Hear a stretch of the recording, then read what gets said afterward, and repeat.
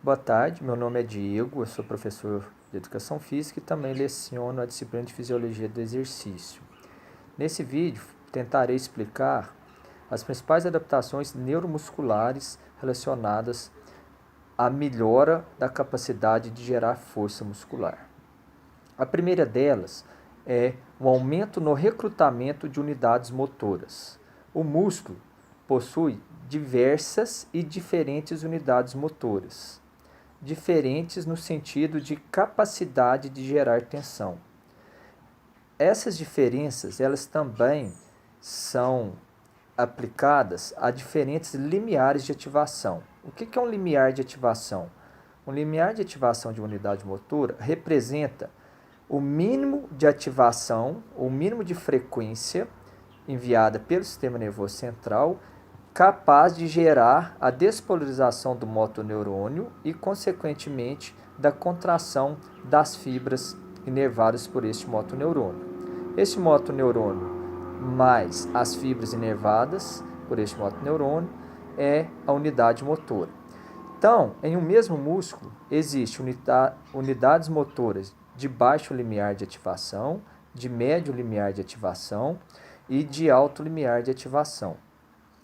Para que o sistema nervoso consiga ativar todas essas unidades motoras, ou seja, aumente o recrutamento das unidades motoras, é preciso que ele também se adapte e melhore em um segundo mecanismo, que é a melhora da frequência de ativação das unidades motoras. Quanto maior a frequência de ativação das unidades motoras, maior será o número de unidades motoras recrutadas, principalmente as unidades motoras de alto limiar de ativação, que são as unidades motoras que apresentam maior capacidade de gerar tensão. Portanto, o aumento da força se deve ao aumento no número de unidades motoras recrutadas, inclusive pela capacidade de recrutar unidades motoras que geram maior tensão. É importante explicar nesse momento que não existe graduação da tensão de uma determinada unidade motora, ou seja, a unidade motora, quando ela se contrai no seu 100% de capacidade, que obviamente nas unidades motoras é um 100%, vamos dizer assim, maior ou mais forte que as unidades motoras de baixo e de intermediário limiar de ativação. Então, quando uma ou qualquer unidade motora é estimulada, as suas fibras sempre vão contrair ao máximo.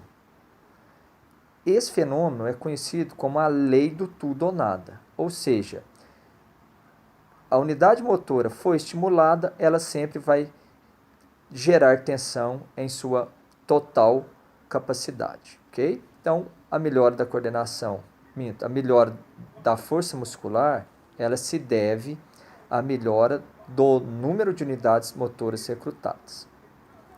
Como eu já disse, a frequência de ativação, a melhora na frequência de ativação dessas unidades motoras é o principal mecanismo que permite recrutar mais e unidades motoras mais fortes, ok?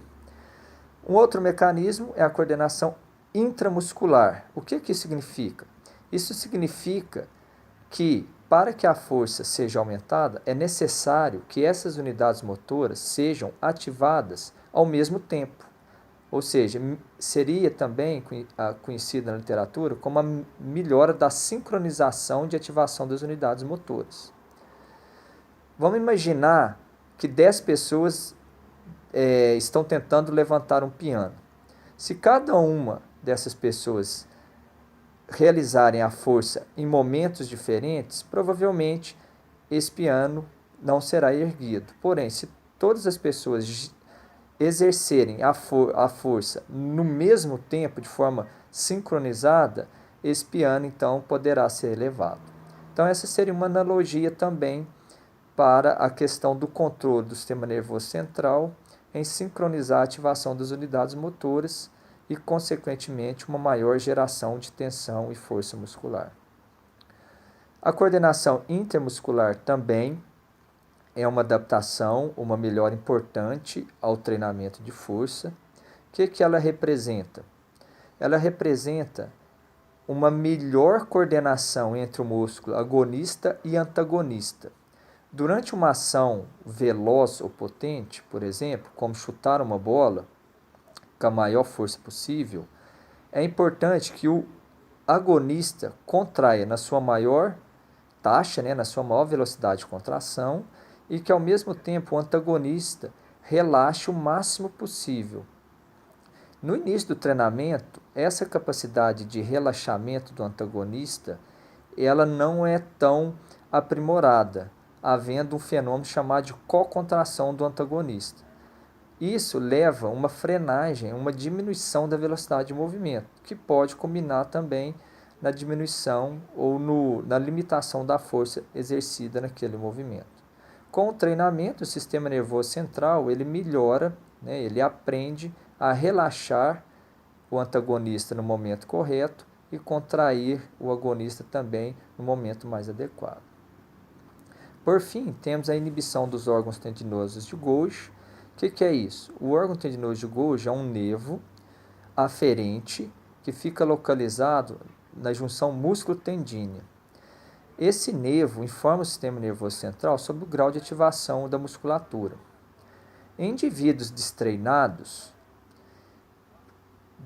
cargas relativamente baixas a moderadas são suficientes para que o órgão tendinoso de Golgi informe o sistema nervoso central que a tensão gerada pelo músculo é uma tensão de risco e propõe, ou informa o sistema nervoso central para que o mesmo diminua ou cesse a contração muscular.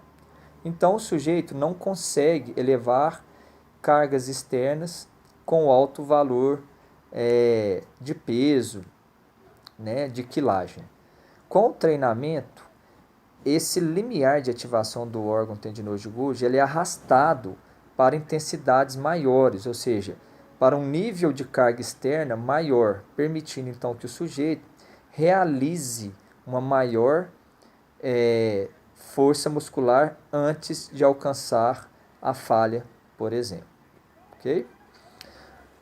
Por fim, um outro ponto importante em relação à melhora da frequência de ativação das unidades motoras é a seguinte: além dela possibilitar um maior recrutamento de unidades motoras, ela permite que a unidade motora atinja elevados níveis de tensão em um menor espaço de tempo. Ou seja, o sujeito ele conseguirá realizar mais força ou um movimento mais potente, mais explosivo, simplesmente aumentando a frequência de ativação daquela unidade motora. Mais uma vez, isso não representa que aquela unidade motora irá aumentar a sua tensão máxima. Um aumento da frequência de ativação da unidade motora permitirá que aquela unidade motora chegue a esse máximo ou a próximo desse máximo mais rapidamente. Isso também é uma adaptação muito relevante para o treinamento de força ou para tarefas que demandem força muscular e suas variações, como força explosiva e força rápida. Ok? Forte abraço e até o próximo vídeo.